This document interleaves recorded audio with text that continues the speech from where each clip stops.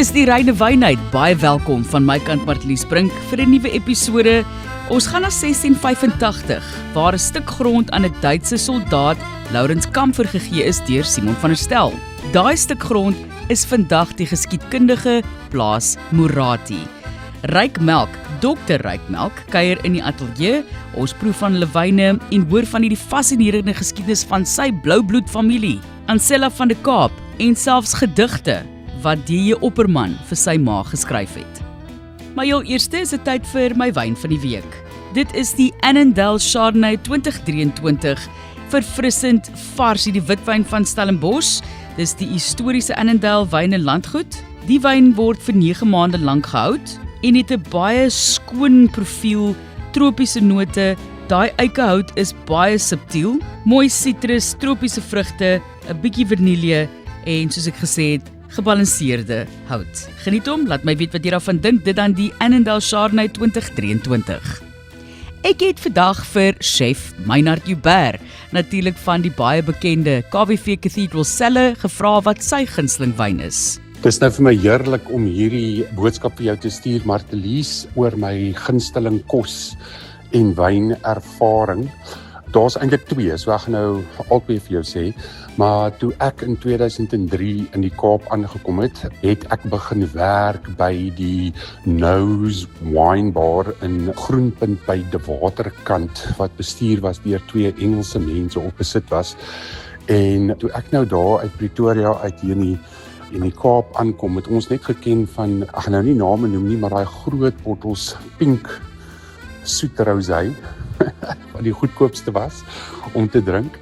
En toe ek nou by hierdie winebar begin werk, het die wêreld vir my oopgegaan oor kos en wyn en het dit regtig 'n fantastiese groot invloed op my lewe gehad. Ek het gesien hoe passievol die wynmakers was en hoe passievol die mense oor wyn was, en dit is waar my liefde, ek dink, vir die restaurantbedryf ook begin het.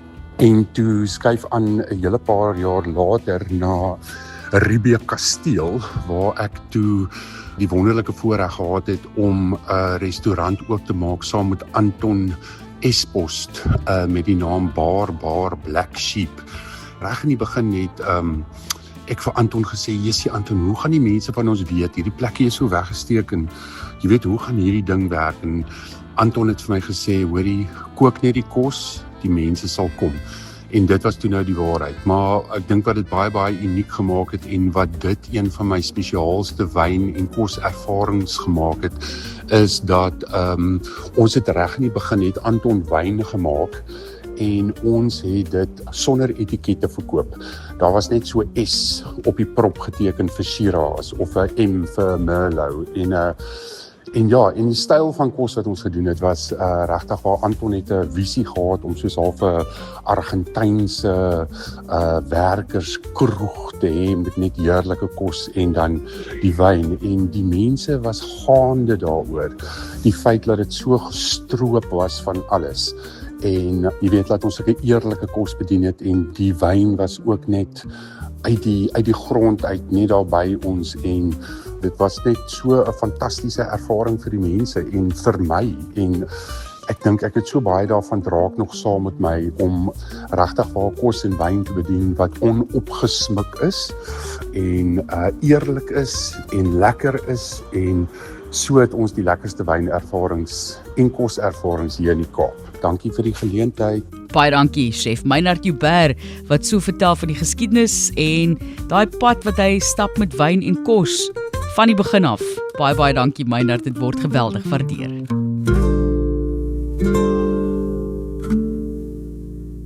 Baie groot voorreg om my gas in die ateljee te verwelkom, en ons kuier vandag op een van die oudste wynplase in Suid-Afrika. Ons gaan na 1685, dit is Moerati wynplaas, en Dr. Ryk Melk kuier in die ateljee. Nou, ek het bietjie vir mense wat ek ken wat familie is en so van hom oor hom gevra, so ek het nou jou volledige naam ook hierso, Ryk. Dis Dr. Ryk Hendrik Meiburg Melk. So terloops, jy's vernoem na jou oupa of hoe? Presies, ja. Okay. Ja, aan my pa se kant, ja. Ons gaan jou lewe verken, ons gaan jou pa Ronnie, wat 'n legende in die wynbedryf was, se lewe ook verken, maar voordat ons nou daarby kom in die geskiedenis van die plaas, Ryk, ek wil net vir jou sê, oral waar ons nou vrae vra en waar ek bietjie navraag doen oor jou en vir mense vra, vertel vir my bietjie meer van die persoon en die familie se geskiedenis, want julle is 'n formidabele familie. Ek meen hier in Strandstraat is daar 'n gebou wat vernoem is na 'n voorvader van jou, Martin Melk. Maar dan kom dit na vore as 'n mens. En dadelik as 'n mens jou ontmoet, kry mense dieselfde gevoel. Ek wil by jou, voordat ons praat oor die wynfilosofie en daai goeie, vir jou vra oor jou mensfilosofie. Ek het 'n stemnota geluister wat jy eintlik vir iemand gestuur het, wat sy toe sommer vir my aanstuur. Jou liefde vir mense, en jy was oorspronklik ook 'n dokter gewees, 'n mediese dokter, en toe besluit om terug te gaan plaas toe en daar te gaan werk. Wat is jou benadering tot mense? Ja nee, baie dankie vir die moontlikheid om hier te wees. Dit is 'n absolute voorreg. Baie dankie daarvoor. Ja nee, ek weet, dit is vir my nogal interessant toe ek weggespring het in my lewe as 'n jong mannetjie, het ek oorspronklik gedink medies is hier die rigting wat ek moet neem, en ek het dit aangevat en ek het dit baie geniet. Ek was bevoorreg om in 'n baie goeie universiteit te leer, goeie vriende opgedoen, en ja, ek het dit baie geniet. Ek het die science daar agter en die wetenskap en al daai goed baie geniet, en dit was vir my voorreg omdat ek kon uitleef vir omtrent so 25 jaar. Oorspronklik het ek oral gewerk, oor see, Kanada, Engeland. Ek was 'n skeepsdokter. Ek het later 'n praktyk gehad in Stellenbosch, saam met 'n paar baie goeie vennote, baie lekker mense. Maar toe uiteindelik, ek dink die genetika van my pa se kant af, en omdat ek as 'n jong seentjie baie keer saam met hom gaan kuier het by die Stellenbosch boere wynmakery waar my pa gewerk het, daar seker maar iets daar wat iets wakker gemaak het in my, en toe ek nou die kans kry om te gaan plaas toe, na my pa se siek word, iemand was nodig gewees, en ek het my hand opgesteek in die familie en besluit ek gaan dit doen. En ek het gevind dat my wetenskaplike agtergrond het baie goed vir my gehelp. Ek het baie boeke gelees, maar vir my mees belangrikste was die menswees. Ek was 'n algemene praktisyn, ek het al die mense hanteer, ek het 'n een oop deur policy gehad daai tyd, ek en my vernoot Andrei. So ons het almal, jy weet, oor dieselfde kam geskeer, as ek dit so mag noem, en dit is maar vir my baie belangrik is om elke individu te hanteer en te respekteer, en dieselfde met die wyn maak. Vir my, ek is nie 'n showpony nie, ek verkies omdat die wyn vir homself moet praat, en in daai aspek, jy weet, ja, vir ons, die gedagte nog steeds wat ek probeer deurdring op Mirati is werklik waar om in die wyn, die eerlikheid en die wysheid in die wyn moet vir homself praat, en dis maar ons beginsel waarby ek staan. Ja, vertel vir ons van jou pa Ronnie, baie bekend in die geleedere van wyn, was by Stellenbosch Farmers Winery gewees, al die jare ook daar betrokke en so aan in sy nalatenskap. Ja, ek dink my pa was 'n redelike groot gees gewees in die wynbedryf. Ek dink hier in die laat 50s, vroeë 60s, was die wynbedryf 'n baie interessante wêreld, baie dinamies, nie so groot nie, almal het mekaar geken, almal het mekaar ondersteun, hulle het nie dag hard gewoeker, jy weet, vir hulle plek in die son, maar in die aande, as hulle by mekaar gekom het, was hulle goeie vriende gewees. So hulle was gemeenskaplike mense met dieselfde idee om wyn te maak, goeie wyn, en dit op die tafel te kry van mense wat wyn wou geniet. So sy aspek was, jy weet, ook weer eens, wederzijds samesyn en goeie wyn maak en goeie gesprek kan voer. En soos hy vir my gesê het, as 'n jong mannetjie, onthou net, jy weet, drank verdra geen onreg nie. Dit is 'n baie goeie beginsel wat ek maar myself by toegewy het, is die informasie wat hy vir ons gegee het. So, en in daai aspek, jy weet, met al die vriende om hom, die Duimpie Baileys en al die manne in Stellenbosch boere wynmakery, hulle diep voetspore getrap in die wynbedryf. Dit is nie meer soos dit was daai tyd nie, maar ek dink sy insette, sy idees en sy wysheid en sy visie wat hy gehad het vir Mirati, is maar basies waar ek nou op uitbou, ja. Wat was sy gunsteling wyn?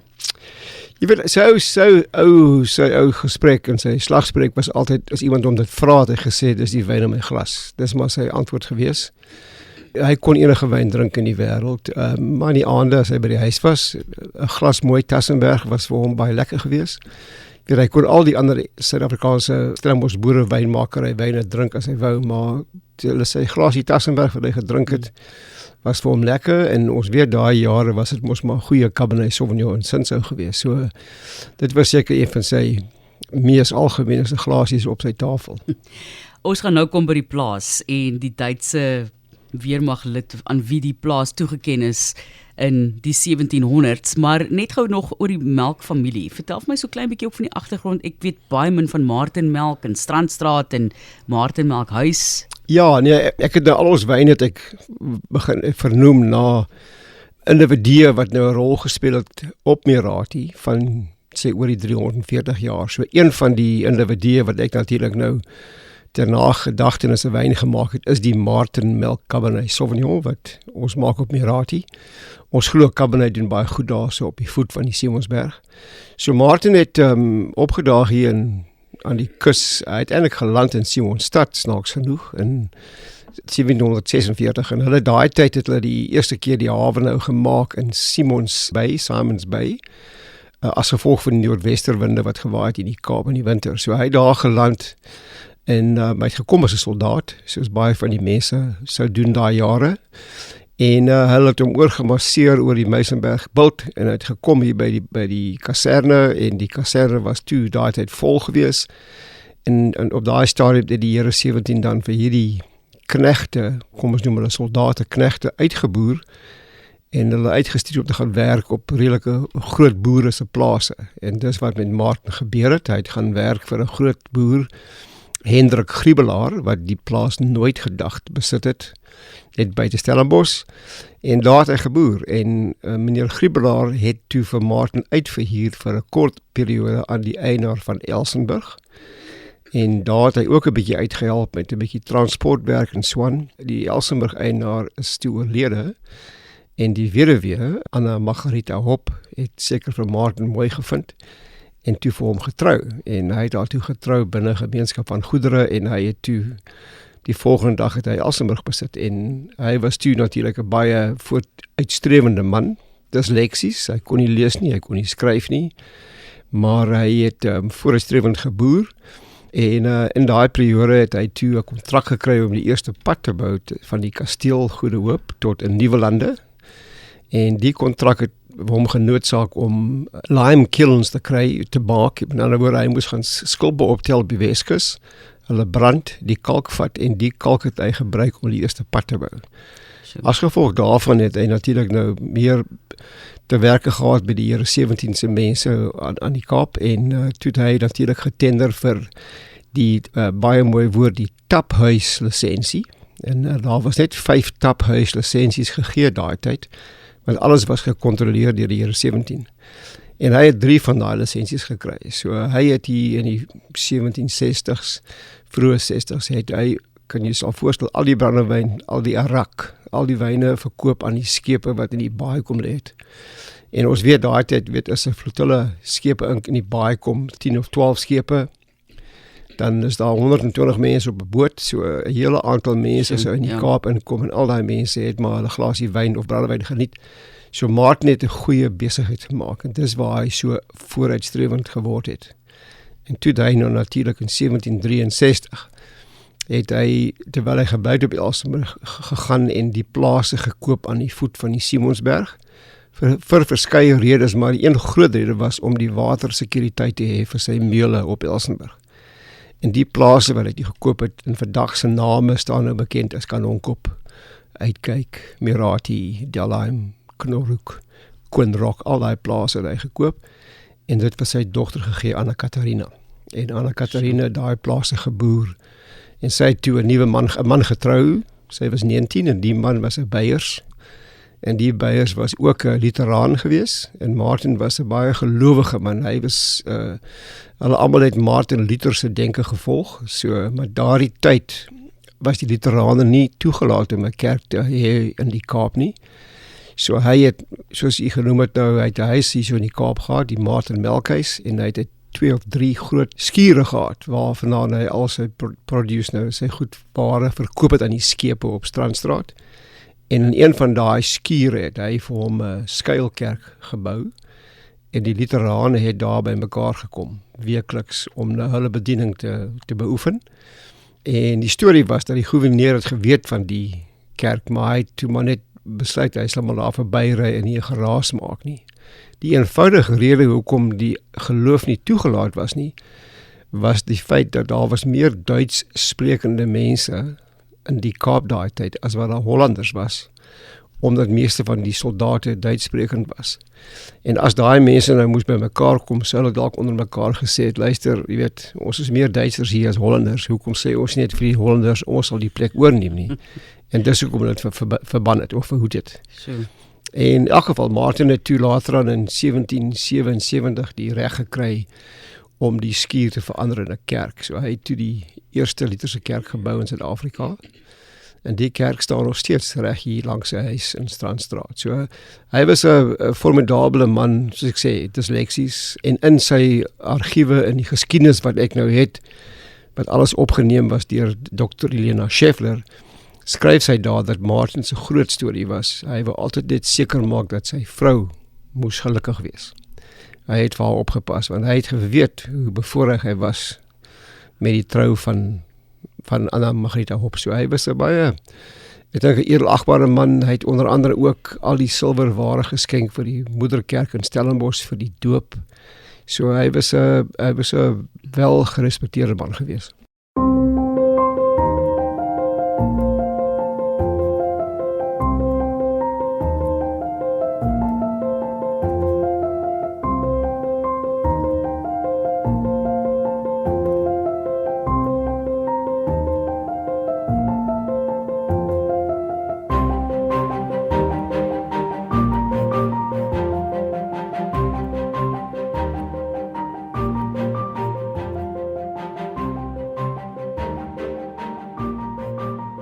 Dit is allemaal geskiedenis daai ryk wat ek weet nie, as 'n mens kyk daarna as van buite af, is dit so 'n formidabele storie. Hoe kyk jy daarna?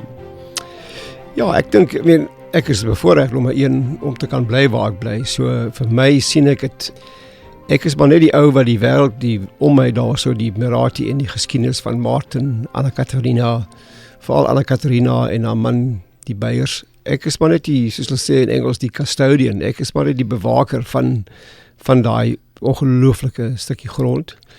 En oral waar ek nog steeds gaan, en as ek so rondkyk, ek is maar seker 'n bietjie van 'n dromer en 'n romantikus as dit kom by geskiedenis. Ek sien die goed raak oral waar ek gaan daar op die plaas. En dit is vir my 'n baie groot voorreg om daar te kan wees. Ek sou nooit gedink het 40 jaar gelede dit sou my gebeur nie, maar ja, dis maar hoe het gebeur het, ja. So nou amptelik bestuurende direkteur en ook aan hoof van bemarking. Ek was 'n hele ruk terug daar, 'n paar jaar terug wat die Woordfees bekendstelling daar was. So 'n pragtige glasys met die mooiste uitsig wat jy in jou lewe al gesien het van daar af. Skink asseblief vir ons die eerste wyn. Jy het daar so 3 wyne saamgebring om te proe en ons gaan ook praat oor die naam wat jy kan sien op die bottels. Ansla van die Kaap, natuurlik 'n baie groot naam ook in die wynbedryf en haar geskiedenis en die pragtige liefdesverhale. Wat skink jy vir ons heel eerste? Ja, ek dink die eerste, die wyn wat ek dink is die Lawrence Comfort, dis ons Chenin Blanc.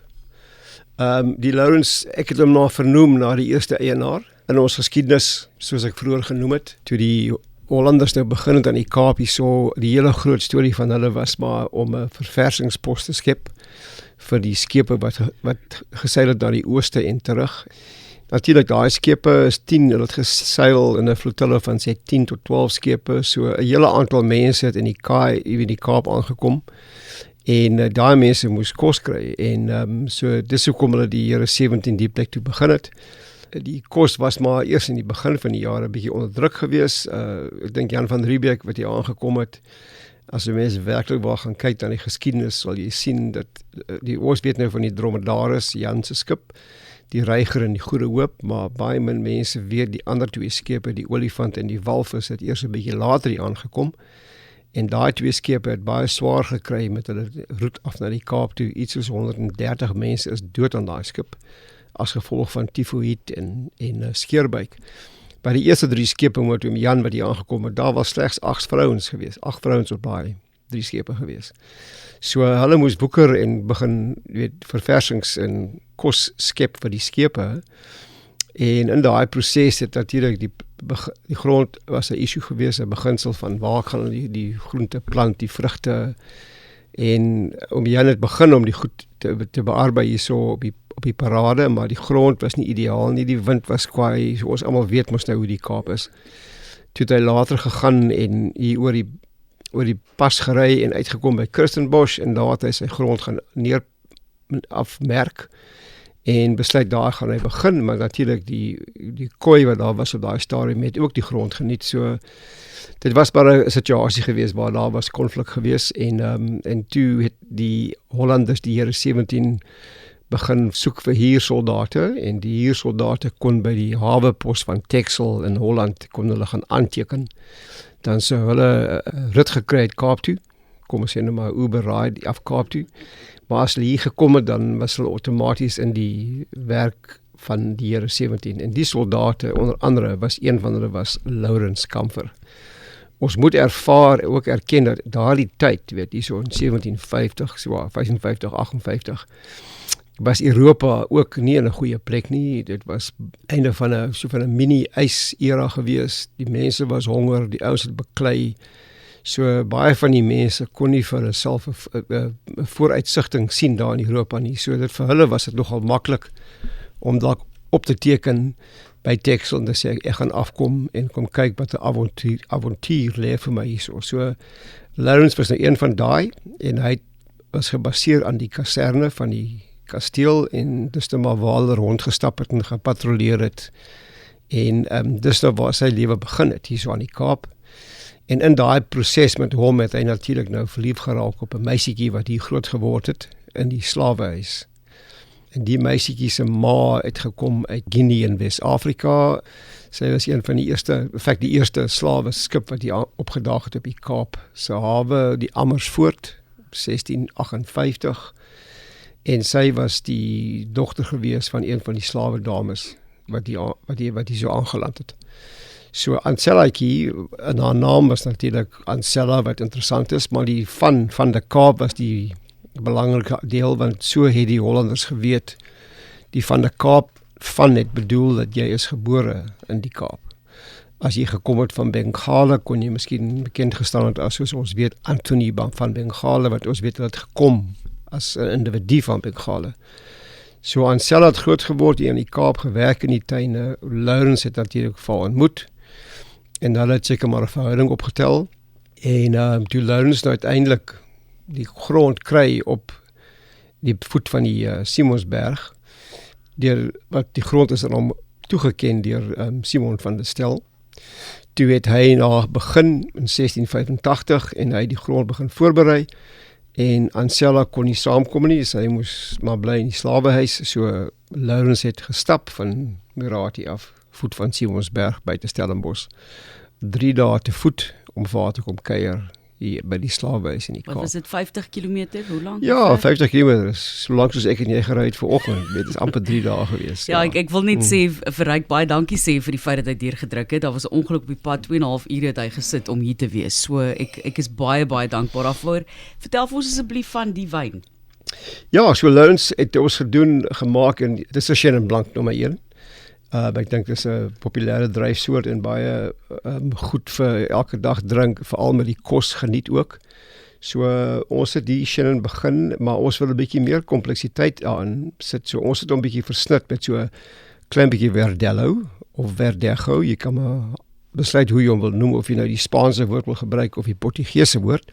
So hy het so 12% Verdelho by en dan 3% Viognier. So al hierdie druiwe het ons nou individueel gepluk en die bunches het ons die trosse geselekteer en dan het ons hulle in 'n pres gesit en natuurlik die sap apart in ons Franse eikhout vaat laat rus en dan begin die gisting spontaan. So dis spontaan gegiste Chenin, Verdelho en Viognier en dit sal in ons 500 liter eikhout vate lê vir so 10 tot 11 maande. En dan sal ons die versnit opmaak, maar dis gewoonlik 85% Chenin Blanc, ja. Sodat hy kan val onder die vaandel van Chenin Blanc, want ons wet sê mos so, ja. Lieflike neus. Ja. Mooi balans weer eens tussen die suur en die vrug. Dis die Laurens Kamfer Chenin Blanc 2023. Kyk, ek verkeerd 2025. Ja, 25, van Murati, heeltemal verkeerd gekyk. So Ryk, julle het toe die plaas Murati en die familie ingebring in die 1800s, soos ek verstaan, maar jou pa moes dit herkoop in 1987. Gee vir ons net daai situasie verduidelik. Ja, nee, dit was ek 'n mooi storie. So die melks en die beiers het daar gebly vir ongeveer 120 jaar.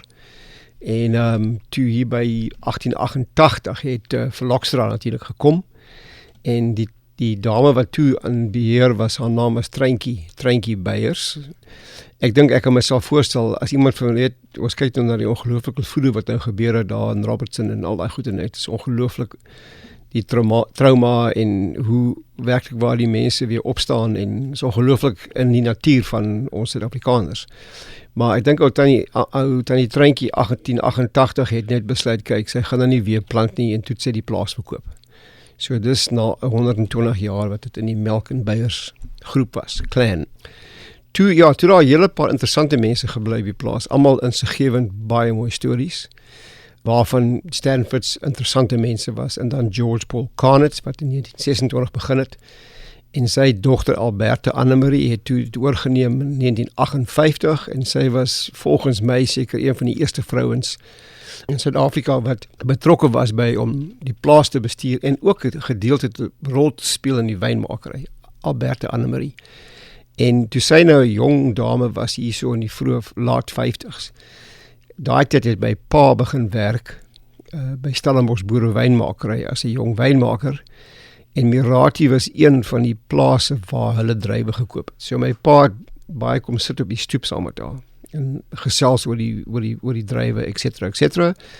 En sy het geweet dat die melks die plaas besit het in eeue wat gelede. So die dag toe sy nou 7 uur in laat 80's is, toe het sy my pa gebel en gesê, luister, hier is 'n aantal mense wat die plaas wil koop, maar ek voel dat julle melks moet die plaas terugneem. Maar ek sal dit baie waardeer as julle my wens net volwaar, en dit is dat julle die plaas gaan hou soos wat sy en haar oorlede pa die plaas geboer het.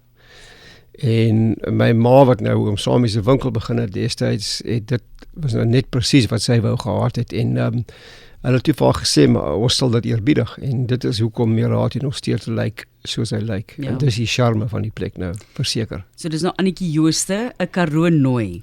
Annetjie Reynolds het haar so mooi genoem, 'n Karoo Nooi. So, vertel vir ons van jou ma. Ja, nee, my ma, formidabel, sy is 93 nou. Sy is 'n Karoo kind, gebore en getoe, die Karoo is in haar siel, en sy is van goeie stofasie gemaak, moet ek sê. Sy is formidabel, ek moet dit sê met respek. Groot geword in Bridgetown, gegaan na Oranje Meisies toe, en universiteit toe gekom, kon nie 'n woord Engels praat nie, het toe 'n Engelse seun ontmoet, daar so 'n jong man, my pa, en sy kon nie mooi vir haarself uitdruk in Engels nie, en toe sy gaan kuier by my pa in huis, hier in Takai, en toe sy vir haar pa gebel die aand en gesê, maar die mense praat net Engels, en generaal Smuts, 'n swart en wit foto teen die muur, en sy was bietjie die mekaar, en toe my pa vir haar gesê, maar haar pa vir haar gesê, maar luister, ek dink jy moet maar, as jy klaar maak met jou graad BSc, dan moet jy maar gaan na Rhodes toe en gaan doen jou HOD by Rhodes en leer om Engels te praat. So baie wysheid van haar pa gewees. Ja. En in elk geval langs toe, toe het sy my pa getrou, en hulle is saam in Stellenbosch al die jare, en ek dink dit is albei van hulle was baie goeie persoonlikhede gewees. En ek moet sê nog steeds in die aand drink ek 'n glasie wyn of 'n whisky saam met haar, baie gereeld. Sy bly aan huis of net langs my. En haar wysheid is nog steeds daar, so dis die moeite werd om met haar 'n gesprek aan te knoop.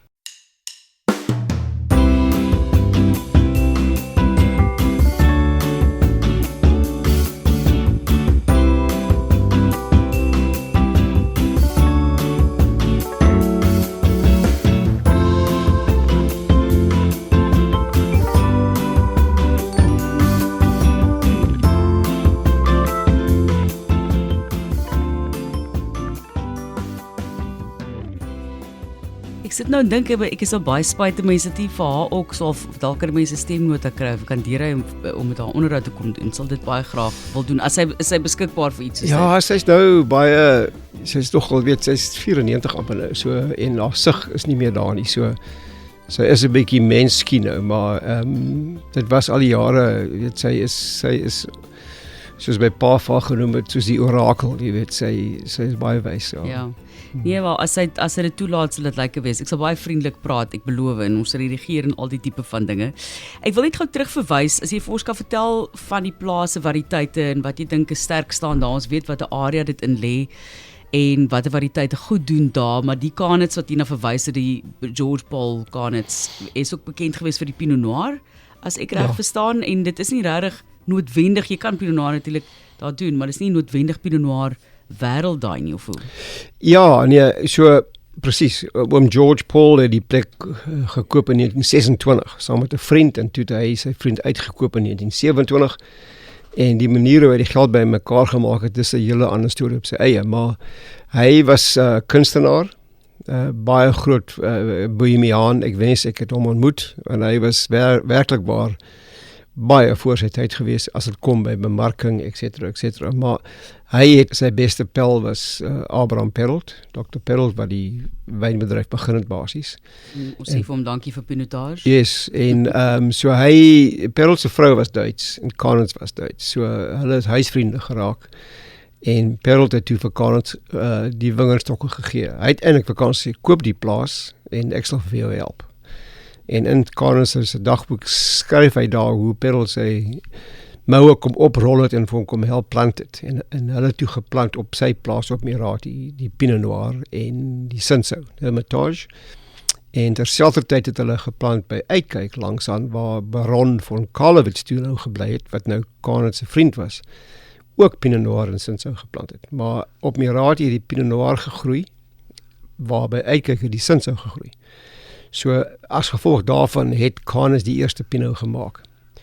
En professor Abraham Perrault het natuurlik hom gehelp daarmee, en Perrault het later aan sy Pinot Noir geneem en die Hermitage geneem om Pinotage te maak. Die Pinot Noir stokkies gekry by Mirati. So al die jare het hulle Pinot Noir gemaak, hulle het Pinot Noir Pinot Gamay genoem, hulle het 'n BK5 kloon gehad, verskillende tipes klone van daai lyn. En ons het dit gekry daar, so ons het nog altyd gewoeker met die Pinot, maar soos jy wel reg gesê het, Simonsberg, ons is aan die voet van die Simonsberg. My bure en ons is bekend vir die mineraliteit in ons wyne, die diep gronde. So Cabernet Sauvignon, die Bordeaux variëteite, is natuurlik baie insiggewend sterk daar. So Cabernet Sauvignon, Merlot, Cabernet Franc, Petit, Malbec, dis die in die rooi variëteite wat werklik wel goed doen. En dan die uitskieters, Shiraz doen net so mooi daar. So ons is eintlik baie bevoorreg met ons mikroklimaat en ons grond daar. Ons sit met 'n legio van opportunities of kanse wat ons kan doen daar, so met al hierdie variëteite. Maar in my gedagte is dit dat die Cabernet Sauvignon gedrewe en die Bordeaux tipe stylwyne doen baie goed by ons. Pinot is daar, maar ek sal nooit my bassein kan blaas en sê, kyk hier, ons maak die beste Pinot nie. Dit moet ons los vir Hermanus en Elgin en daai koeler klimaatareas. Ja. Wel, mens kan sê, ek wil net daarby inkom, en dit is nou maar regtig my leek opinie, is dat jy kan sê nie tipiese Pinot Noir nie. Die tipiese Pinot Noir is 'n ligte, jy weet, redelik baie suur, maar hopelik met diepte en daai tipe van ding. En tog is daar Pinot Noirs wat ek al gedrink het wat amper drink soos 'n Cabernet, wat ek baie geniet. So daar seker maar ook debat daarso. Ek geniet 'n swaar wyn ook, so is dit regtig verkeerd om te sê dat jy nou 'n Pinot Noir maak wat nie noodwendig in die Pinot Noir styl is nie en tog lekker is. Ja, interessant nee. Ek soos nou die ouer oesjare proe nou, sê maar ons praat nou van 2008, 2010, 2012. Dit wat ons nou daar het en wat ons skink, dis ongelooflik hoe goed dit verouder. En jy begin baie meer tersiêre geure kry as die wyn ouer is, as wat jy hom drink as hy jonk is, as gevolg van die struktuur. Ja. So, ja, as jy ook die tyd het, om het te kan laat lê en verouder, dan maak het sin. Maar interessant aan die ander kant weer, ons het, omdat ons nou Shiraz het, daar het ons ruk gelede, 10, 12 jaar gelede, het ons 'n bietjie Grenache geplant. Nou, Grenache Noir vir my is so van, ek weet, dit is in Droeland area geplant, en dit is wonderbaarlik hoe daai dryfsoort daar, hy is so gelukkig daarso. Hoe swaarder hy kry, hoe lekkerder groei hy, en dit is nou weer 'n bietjie anders as die Pinot, maar die Grenache daar wat ons daar uitkry wat ons maak, dit is ongelooflik lekker. Dit is lig en baie vrugtig en 'n fantastiese somerwyn ook, jy weet. So as jy in die dag 'n glasie wil drink, die Grenache is uitstekend. Maar as jy nou 'n lekker bord kos wil hê met geselskap en goeie vriende en jy wil 'n bietjie tyd hê om oor die wyn te beredeneer wat ek al, dan sal ek sê die Ancella van die Kaap is definitief die wyn, of die Cabernet Sauvignon. Ja. Dit is my baie interessant hoe baie mense deesdae praat van Grenache Noir. As ek deesdae vir wynmakers vra, so wat is jou gunsteling kultivar Grenache Noir? Wat is joune? Nee, ek is nog steeds old school. Ek is vir my die Ancella van die Kaap is nog steeds die mees komplekste van die wyne wat ons maak. Ek dink die DNA van Mirati is nog steeds ons Bordeaux versnit. Ja. Dis 'n wonderlike wyn. Jy kan hom nou, weet ons drink nou 2021 oesjaar, 2022. En die wyne jy kan die wyne baie mooi geniet, maar die ouderdomspotensiaal van die wyne spreek legio, seker ja. Ons gaan nou praat volgende net oor die wynmakers van die geskiedenis natuurlik en ook julle huidige wynmaker Hatting de Villiers. Kan jy vir ons die volgende wyn skink? Ja. Ek gebruik maar die koppies ryk as dit reg is met jou. Ons gooi hom maar so uit. Ja. Ek het deesdae soos ek sê my cocktail shakers bring ek vir hierdie doeleindes. Vertel vir ons asseblief van die wyn wat jy volgende skink. Ja, so ek het net 3 wyne gebring. So hierdie is nou die Martin Melk Cabernet Sauvignon. So natuurlik, soos ek vroeër genoem het, vernoem na ons voorvader Martin, die Luteraan. Ja, ek dink dit is 'n baie mooi wyn om herdenking te bring aan hierdie man Martin wat 'n besondere persoon was. Soos ons gesê het, ons is aan die voet van die Simonsberg. Ons kyk obviously noordwes. So daai miljoene jare se geologie wat nou verweer het en op die grond lê, is presies ons bodem. So ons het hierdie ongelooflike diep grond. In die algemene terme, ons praat nou maar van rooi hatten of gedecomposeerde Tafelberg sandsteen. En daai grond is diep. Dit gee die wingerdstok genoeg kans om sy wortels diep af te sterk. Dit gee vir die druiwe 'n langer periode om te hang. En so ons kry, ek dink ons rypheidspotensiaal van hoe die druiwe hang daar in die somer en so aan. Ons kry die koelte in die aande ook, weet. So ons kry langer periode, langer hangtyd vir die trosse aan die wingerd. So ek dink ons kanse vir die velletjie van die druif self om ryp te word, mooi ryp te word is baie goed. Dit is nie soseer 'n skokterapie waar dit skielik baie droog en baie warm is, dat die druif dehidreer en die suiker stoot op, weet in volume of waarde nie, maar die velletjie van die druif is nog nie heeltemal ryp nie. So ons kry 'n goeie balans daarso. En die trosse is ook nie so groot nie, dis baie meer gekonsentreerd. En weer eens, ons respekteer die druiwe, ons doen baie min intervensie. Ons vatprogram wat ons gebruik gebruik net Franse eikhout. Ons gebruik nie Amerikaanse eikhout nie. En is 'n kombinasie. Ons gebruik die 225 liter vate en dan ook so 'n paar van die 500 liter vate. 500 liter vate gebruik ons meestal vir ons witwyne, ja. Mense kon die kleur sien van hierdie wyn en die trane. Dis regtig 'n kuns. Ek wil sê baie min wat jy doen in die landerye. Jy gebruik die vergifstowwe soseer sover ek verstaan nie, of waar vind jy die balans? Ja, nee, ons kyk ons is natuurlik lid van die IPW en al daardie goeders, so ons praktiseer baie behoudbare landbou, so die pestisiede en daai goed is weg. Ons gebruik maar soos almal maar die cover crops in die wingerde. Ons probeer wegskroei en wegkom met nie te baie van hierdie herbisiede gebruik nie, die onkruiddoders nie.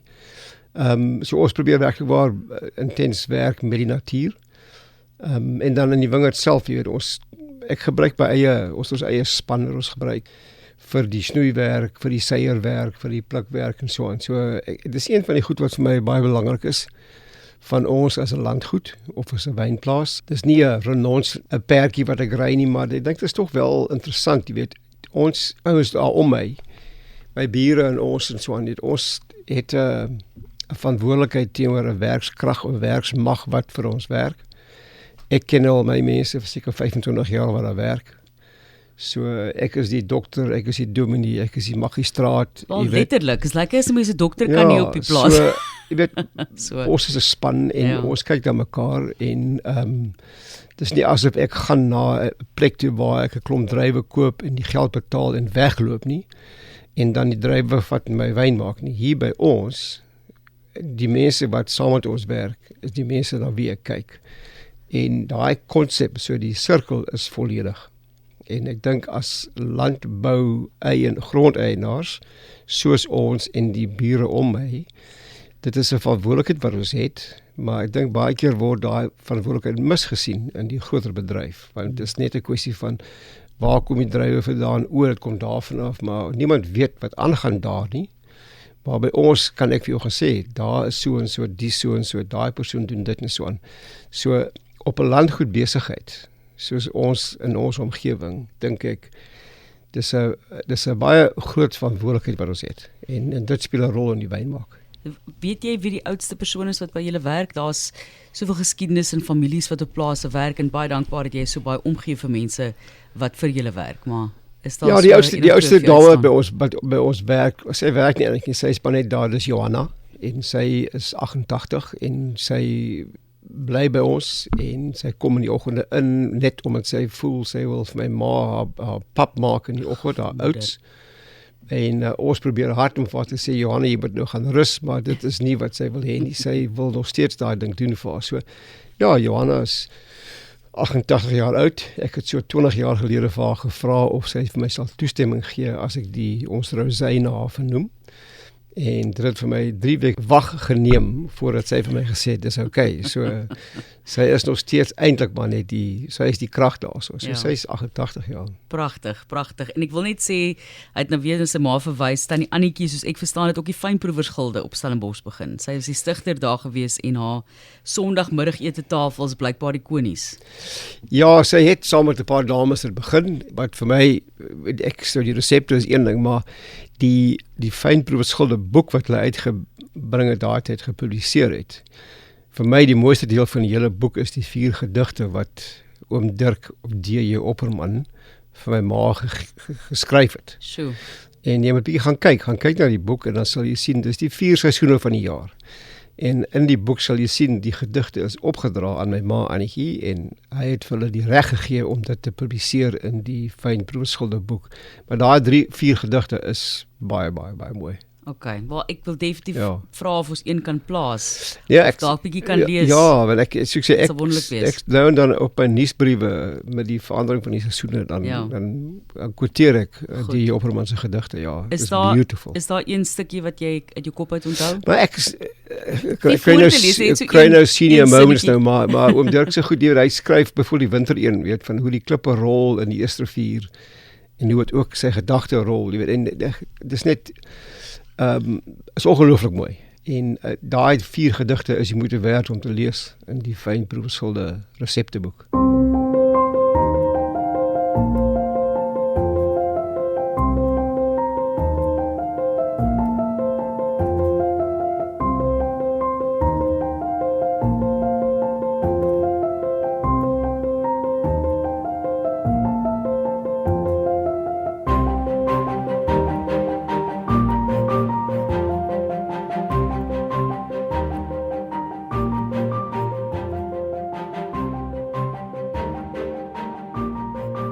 Net gou ook verwys na jou ouma, Ma Natty.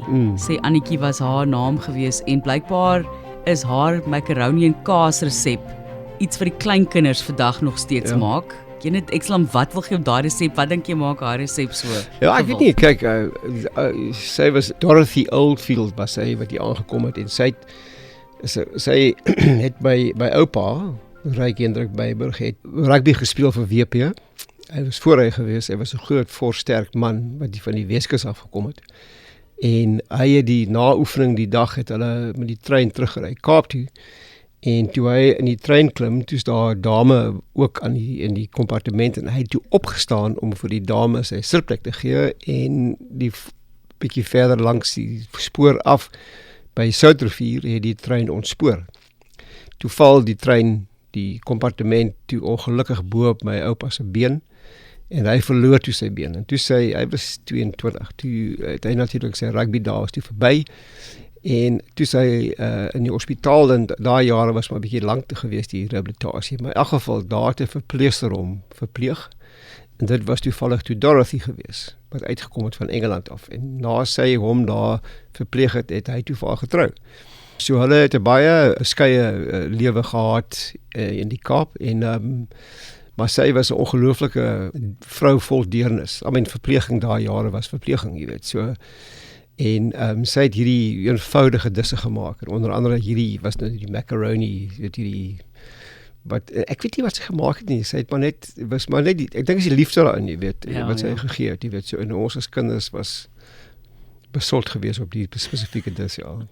Lis, is ek nou daarvoor. Ek sê vir jou, dalk moet ons so macaroni en kaas wynproe saamstel en haar van die fynproevers vra hoe mens moet maak. Ek wil ook net vir Amanda de Klerk noem, want sy is iemand wat agter die skerms baie werk doen vir die bedryf en het my ook 'n verbinding gesit met jou.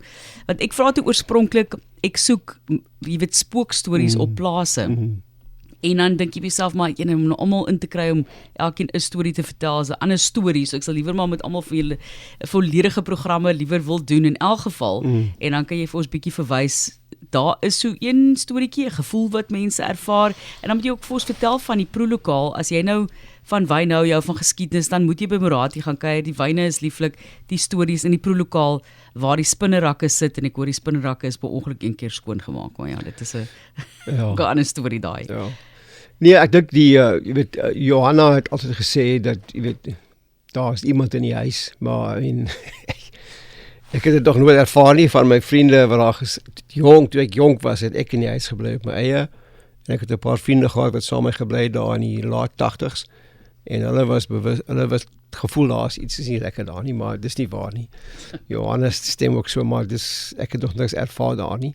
Wat ek wel een keer ondervind het, was dat in die aanselle van die Kaapse huisie, waar sy in Lawrence gebly het. Die huisie staan nog steeds daar, is nou 'n kunsgalery.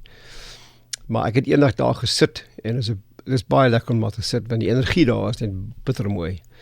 En 'n groep Amerikaners het daar ingegaan en gaan kyk na die kuns, wat Cecile uitgestal het.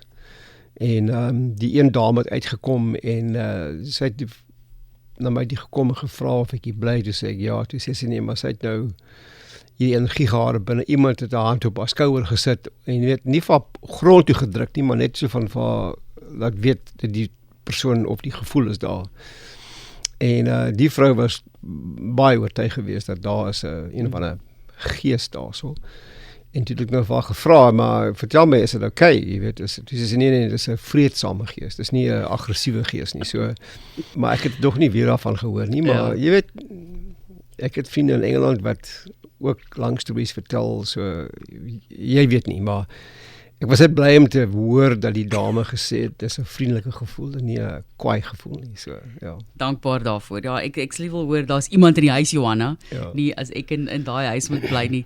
Ryk, ons het nog 'n laaste wyn om te proe, en ek het so 'n paar vinnige vrae wat ek ook vir jou wil vra, net die proelokaal self, dis verskriklik mooi, dis regtig pragtige historiese geboue, wat mense kan gaan ervaar. Die spinnerakke is 'n ding, is hulle nog daar? Is hulle nog so half, ek wil amper sê voltallig? Voltallig.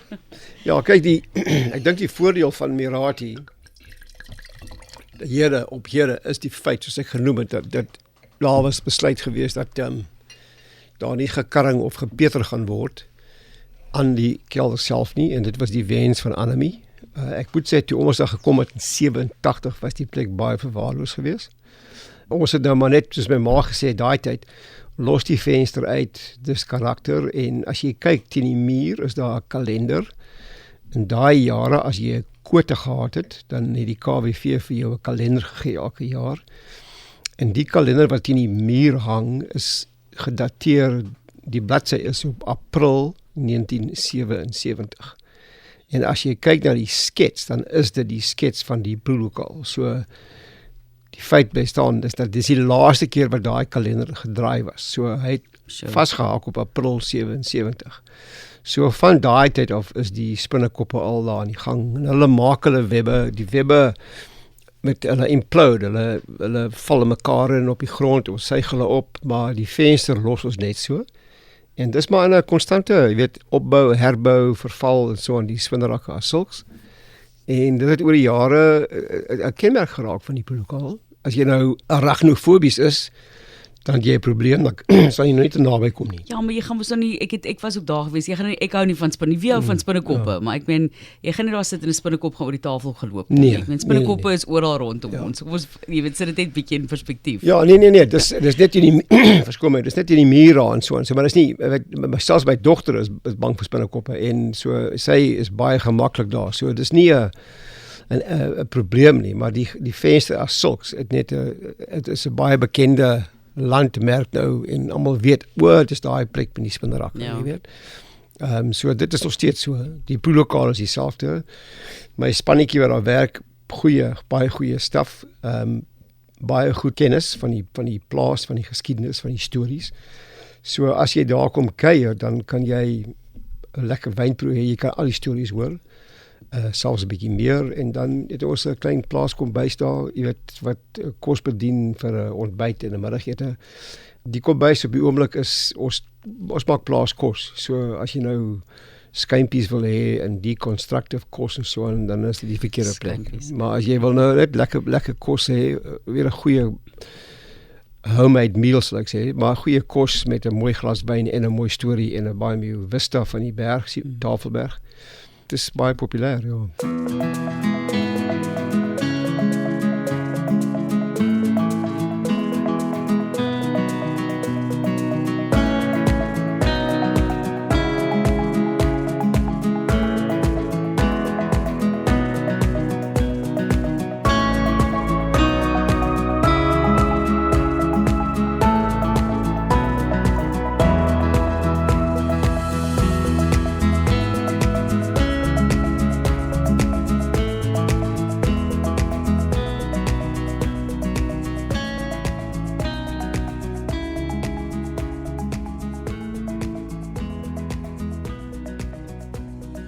Op die noot van storie, Ryk.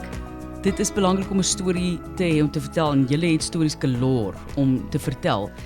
Hoekom is dit vir jou belangrik? Hoekom is dit vir jou belangrik om hierdie geskiedenis te bou, om die kalender te bou, om die geboue te bou? Want ek kan my voorstel is ook nie maklik om die geboue te onderhou nie. Jy weet, en as jy 'n venster wil vervang, dan moet jy gaan soek vir die regte hout en alle goed. Ek onthou Jan Boland Kutse daarso op die plaas waar hulle is by Vriesendorp baie moeite gedoen om die ou huis se venster self te restaureer en die regte hout en goed te kry. Dis baie moeilik, maar hoekom is dit vir jou belangrik?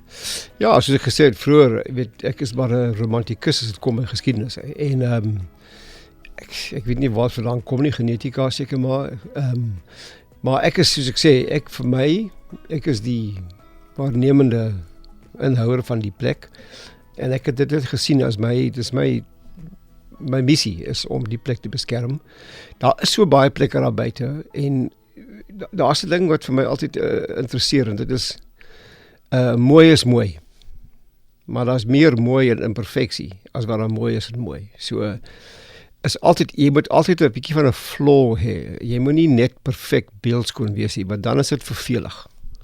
Soek liewer 'n bietjie imperfeksie in mooiheid of die ander kant om en dis wat ons het. Ons het daai imperfeksie, maar dit is so mooi daarso en dit is maar ek kan dit nie vir almal vertel nie. Mense moet dit ondervind en daar is seker baie mense wat dit nie gaan verstaan nie, maar ek dink die mense wat daai verstaan, die mooiheid in imperfeksie, dis die mense wat ek op my raadjie wil hê. Dis die mense wat verstaan. Dis die mense wat geskiedenis verstaan. Dis die mense wat weet, Ryk, jy praat nou weer oor 'n slavin. Ek praat oor die slavin, want dit is die geskiedenis gewees en ons moet daarvan weet sodat die goed nooit weer gebeur nie. En ons moet dit daaroor praat. En die feit dat ek daai goed kan doen deur my wyne, dit is vir my, ek is so bevoorreg. Daar's baie plekke wat beautiful wyn maak, maar daar's nie 'n storie nie. So ek sal liewer wil na 'n storie luister en dan 'n baie mooi wyn saam met dit drink. En miskien dat my gedagtegang 'n bietjie verder afdwaal in 'n rigting wat my kop my wil heen vat met die glas wyn. Ja. Ek dink mense is ongemaklik met sekere geskiedenis want dit laat hulle ongemaklik voel. En tog moet 'n mens maar sit baie keer met die ongemak. Maar hoe pragtig is die storie van Lourens en Ansela en hoe ver reg waar gestap het. Die ou was baie lief vir 15 jaar by mekaar gewees. Hoe lank? Ek dink hy het gestap vir 10 jaar en toe hy gaan haal na hy al getrou het. Toe sy gedoop was en vrygestel was of gekoop was en toe vrygestel is en toe Lourens het nog geboer op Mirati of de Driesprong daai tyd tot op 1715 en toe sy oorlede en Ansela het gebly daar tot 1735. So sy het van 'n slavin, 'n jong slawemeisie, slavin vryheid gekry en sy het 'n goeie lewe gehad, want as jy gaan kyk, sy het daai plaas verkoop in 1735 vir 2500 gulde. En as jy dit in perspeksie moet vat, dan sal jy uitvind dat 'n huursoldaat daai jare het 25 gulde verdien per jaar. So Ansela het baie goed gedoen deur haar strewe waar sy geëindig het. Ek meen, haar naam is wel bekend in die hele bedryf. Ons het nog nie vir mekaar gesondheid gesê nie. Ja nee, dis om 'n tribute vir Ansela nie. Dis nou vir my ons DNA. Dis gesondheid? Ja, lekker om hier te wees. En ek wil, dit is op Ansela, want jy gaan nog vir ons vertel van die laaste wyn en dan wil ek net jou pa aanhaal. Hulle sê, Ronnie het altyd gesê, you must be able to mix with kings and plebs. So 'n mens moet alle mense in jou geleedere verwelkom of hoe? Ja, dis Jy wil konings jy nou ontmoet het hier. Ja, nee. Die Charles al kom proe. Ja, nee, maar dis deel van waarheid. Dis vir my, dis presies daai ding. Dis die ons doen wynproe, ek doen wynproe by baie plekke. Ek gaan nou Woensdag aand gaan ek na 'n ouer huis toe, jy weet in Stellenbosch, Azalia Hof, en dit is vir my, dit gee vir my so groot plesier om die geskiedenis te gaan deel van Mirati by plekke soos daai. Dan sal ek ook gaan na, jy weet, 5-ster restaurante, Michelin-ster restaurante in Europa en so aan. So ek doen oral, vir my, dit gaan oor die geskiedenis en liefde van die wyn. Mense wat geïnteresseerd is in wyn en in stories is vriende van my. So dis waar ek neerkom. Ansela van der Kaap is so, as jy nou wil noem, die left bank Bordeaux tipe storie. So dis Cabernet Sauvignon gedrewe. So is Cabernet Sauvignon, Merlot, Cabernet Franc, Petit Verdot en Malbec. So dis die reine Bordeaux versnit. Dit is net ons sekere blokke wat ons uitkies en vat geselekteerd. Al die handgeplukte druiwe, trosse word natuurlik afgemaal en dan word die korreltjies geselekteer op 'n selekteertafel. So hierdie is baie werk wat ons insit. En hierdie wyn sal 2 jaar in die hout lê. So dit vat sy tyd. En maar ja, nou sit dit die beste in die bottel. So dit is 'n groot respek wat ons hierso betoon en 'n eer om dit te kan vernoem na Ansela van der Kaap. Dis my so mooi, Ryk. Baie dankie. Jy praat nou so van die Michelin-ster restaurante en ek kan my dink dat jy eintlik by 'n ouer huis 'n baie lekker bord kos gaan kry. En die macaroni en kaas in die Sondagmaal. Wat is die beste kos en wyn ervaring wat jy nog ooit gehad het? Beste wyn wat jy nog gedrink het of daar waar jy gesit het en net 'n oomblik gehad, afhangend van die kos of die geselskap? Dit is nog 'n bietjie. Ek moet sê vir my die eenvoudigste etes wat ek nog gehad het in my huis self, wat my vrou Kim gekook het vir my en 'n klomp vriende. Dit bly my nog steeds vir my die beste. Jy weet, ek geniet hierdie ander ervarings ook en so aan, maar ek kry nie altyd aanklank daar nie. Die liefde vir my is nader aan die huis, na die eerlikheid en die waarheid toe. So en dit kry ek gereeld in my huis en ek is baie bevoordeel. My vrou Kim is 'n baie goeie chef, self geleer. Waarvoor is sy bekend? Sy kan enigiets doen, van jy weet 'n gewone plaashoender tot 'n spare rib tot 'n pork belly tot enigiets doen. Sy kan die beste vis disse maak. So ek is heeltemal bederf as daar kom. So daar is nie iets spesifiek wat net vir uitspring nie, maar ons het in ons huis, sy geniet om vir mense te onthaal. So dis wel net vir my die lekkerste is. Ja.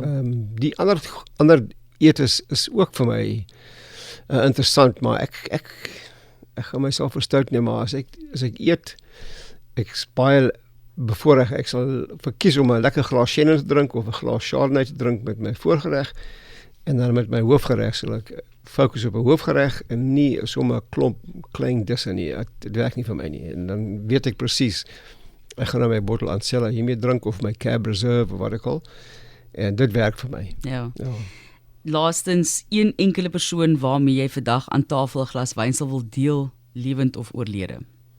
Ek dink vir my grootste mentor, behalwe my pa, maar vir my die ou wat ek so baie geniet het, was Dumpy Bailey. Hy was net vir my ongelooflike mens, positief en sin vir humor en innemende mens. Ek sal, as ek vir hom duimpie kon weer terugkry vir 'n gesels, Ja. dit sal baie lekker kon wees. Ek dink hy word geweldig gemis in die bedryf.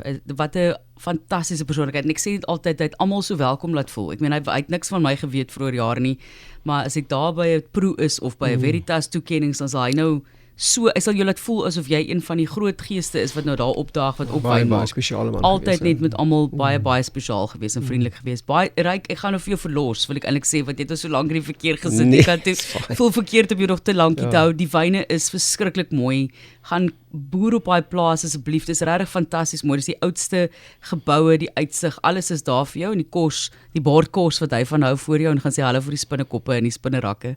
Maar nou asseblief nie daaroor afgesit word nie, want dit is regtig nou nie so erg nie. Dit is maar regtig net die bewaring van daai geskiedenis en van die stories. Liefde vir almal op die plaas, sê vir Johanna, ek sê groete, sy ken my nie, maar sy het duidelik 'n indruk gelaat op julle dat sy nog daar is en dat sy genoem word en dat sy die pap en die oats maak daar vir jou ma in die oggend. Hoe spesiaal is dit nie? Mag sy eendag die tyd besluit. Ek wil eintlik sê mag sy nooit sê sy rus nie. Dat sy al aanhou met haar dinge. Ryk baie dankie weer eens vir die kuier. Nee, baie dankie vir jou tyd. Ek waardeer dit.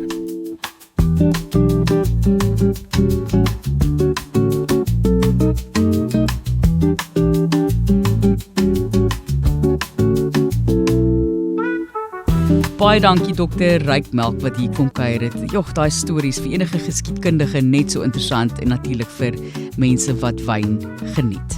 Ek sluit af met my wynfeit. Die helfte van Bordeaux se baie bekende linkeroewer waarna hy ook verwys het, die Médoc, was voorheen 'n nuttelose moeras tot die 17de eeuse Nederlandse ingenieurs die morasse gedreineer het.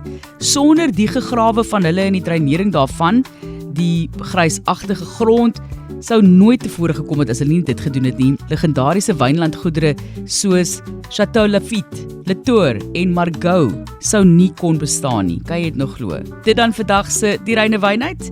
Jy kan met my gesels, stuur gerus 'n e-pos. Dit is brink@rsg.co.za. Tot 'n volgende keer.